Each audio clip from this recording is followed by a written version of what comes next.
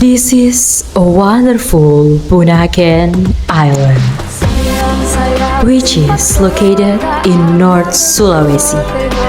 It is one of Indonesia's richest, as well as the beautiful beauty of the sea, which makes it often visited by local and foreign tourists.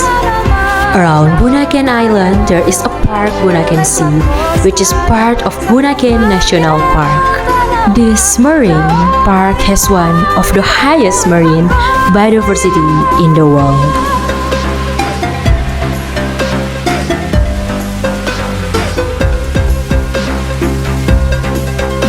And this is our school, SMA Negeri 7 Manado, which has become one of our favorite school and produces many outstanding students who will definitely be useful for our future.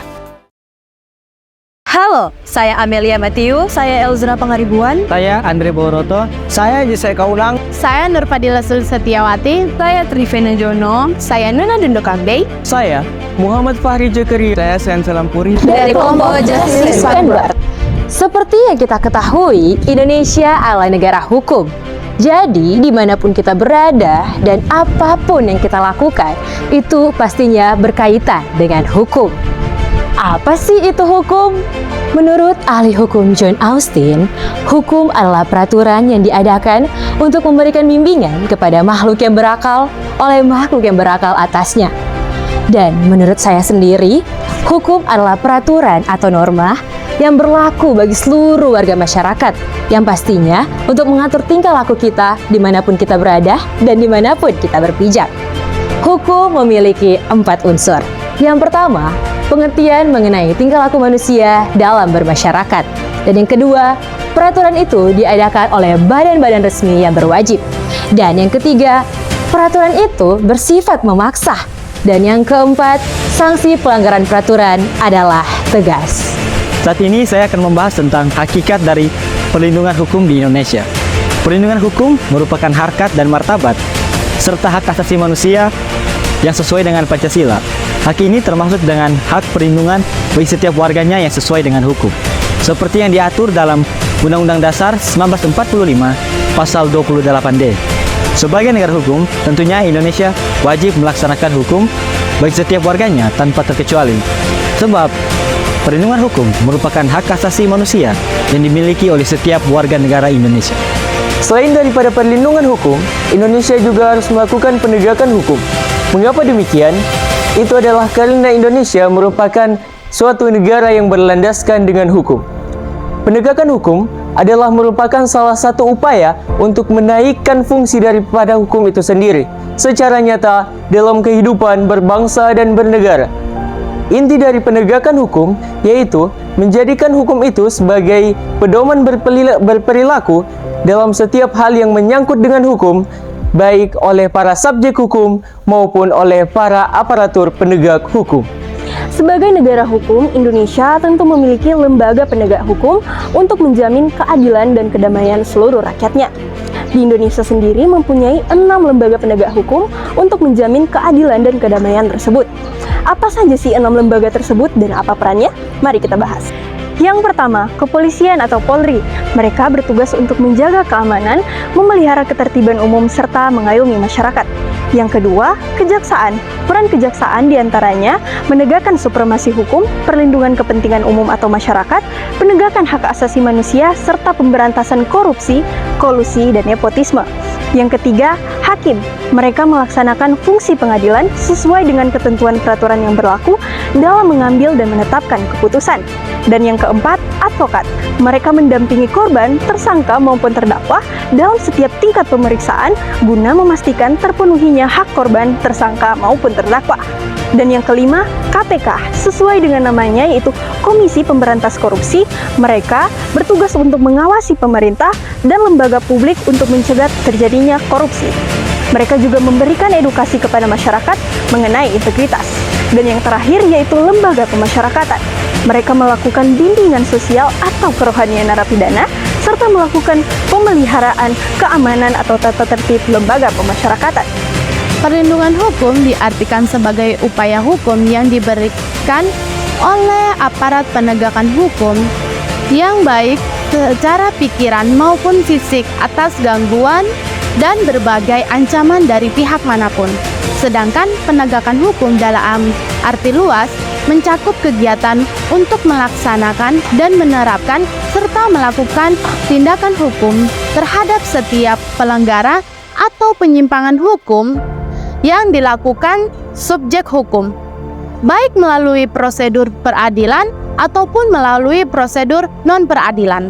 Nah, sekarang saya akan menjelaskan mengapa perlindungan hukum tidak dapat diwujudkan apabila penegakan hukum tidak dapat dilaksanakan. Jawabannya ialah sebab kedua hal ini sangat berkaitan dan tidak dapat dipisahkan. Perlindungan hukum diwujudkan dalam undang-undang yang merupakan instrumen, sedangkan penegakan hukum adalah cara kita untuk merealisasikan instrumen tersebut. Negara demokrasi adalah negara berdasarkan kedaulatan rakyat. Dalam negara ini diperlukan perlindungan dan penegakan hukum untuk melaksanakan segala kegiatan. Mengapa sih perlindungan dan penegakan hukum mutlak dilakukan dalam sebuah negara demokrasi? Perlindungan dan penegakan hukum mutlak dilakukan dalam sebuah negara demokrasi karena untuk menjamin keadilan, menjaga hak asasi manusia, serta memastikan aturan hukum diterapkan secara adil untuk seluruh rakyatnya. Hal ini juga untuk mencegah penyalahgunaan kekuasaan, memelihara keseimbangan antara pemerintah dan masyarakat, serta menjaga integritas sistem demokratis. Karena hukum yang kuat dan ditegakkan dengan baik akan menjadi dasar masyarakat yang berfungsi dengan baik dan adil. Walaupun negara Indonesia dalam negara hukum, tidak menutup kemungkinan bahwa pelanggaran hukum dapat terjadi di Indonesia. Lantas, mengapa terjadi pelanggaran hukum? Pelanggaran hukum terjadi karena perangkat hukum yang tidak tegas dan jelas, sehingga menimbulkan ketidakpastian hukum yang memberi celah kepada para pelanggar. Selain itu, struktur sosial dan politik yang timpang menyebabkan seseorang dengan mudah melanggar peraturan. Alasan yang paling utama adalah kesenjangan ekonomi yang terjadi. Begitu banyak perlindungan dan penegakan hukum yang terjadi dalam lingkungan sekitar kita.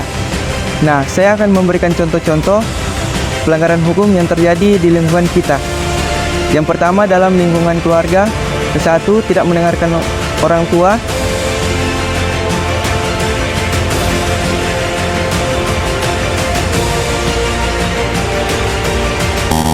Yang kedua, bangun terlalu kesiangan.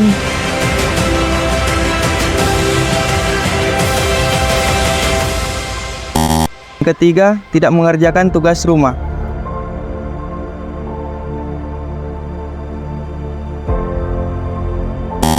Yang kedua, dalam lingkungan sekolah. Kesatu, tidak mematuhi guru.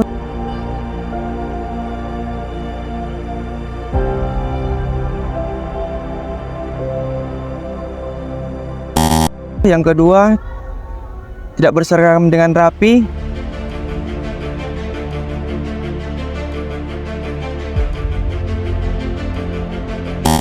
Yang ketiga, menyontek saat ujian kelas.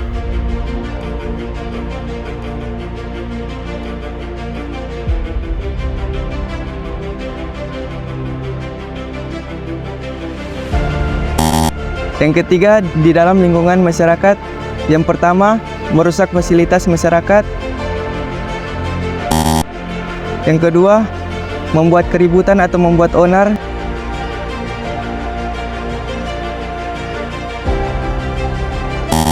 Yang ketiga, membuang sampah sembarangan di laut. Nah, itulah beberapa contoh pelanggaran hukum yang terjadi di dalam lingkungan keluarga dan sekolah dan masyarakat.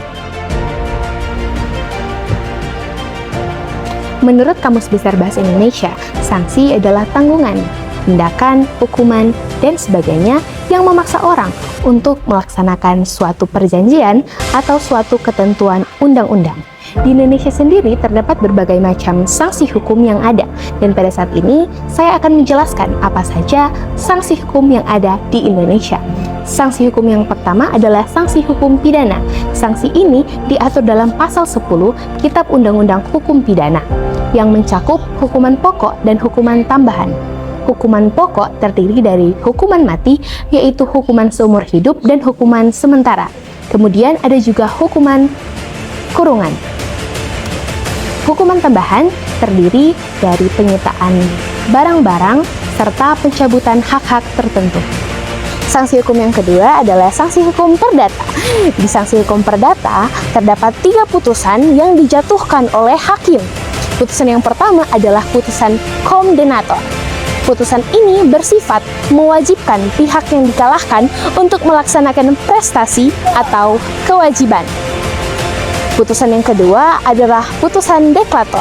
Putusan ini merupakan putusan yang menciptakan suatu keadaan yang sah menurut hukum. Dan putusan yang terakhir, yang ketiga adalah putusan konstitutif. Putusan ini merupakan putusan yang menghapus suatu keadaan hukum dan menimbulkan suatu keadaan hukum yang baru. Sanksi hukum yang terakhir adalah sanksi hukum administrasi. Sanksi ini diberikan kepada pelanggaran terhadap administrasi atau undang-undang yang bersifat administratif. Sanksi yang diberikan dapat berupa denda hingga pembekuan atau pencabutan sertifikat atau izin. Kesimpulan dan saran dari kelompok kami tentang materi perlindungan dan penegakan hukum ialah adanya aspek ketimpangan dari aspek golongan peradilan hukum dan penegakan hukum di Indonesia, di mana lemahnya peran masyarakat Indonesia dalam menegakkan hukum. Hal itu disebabkan dengan para penegak hukum melakukan penegakan hukum dengan cara yang tidak adil atau dengan cara pilih-pilih. Jadi, saran dari kelompok kami apabila akan melaksanakan penegakan hukum haruslah dilaksanakan dengan secara adil agar terciptanya peradilan hukum di Indonesia. Sekian video pembelajaran dari kami dari kelompok Justice Vanguard mengucapkan terima kasih.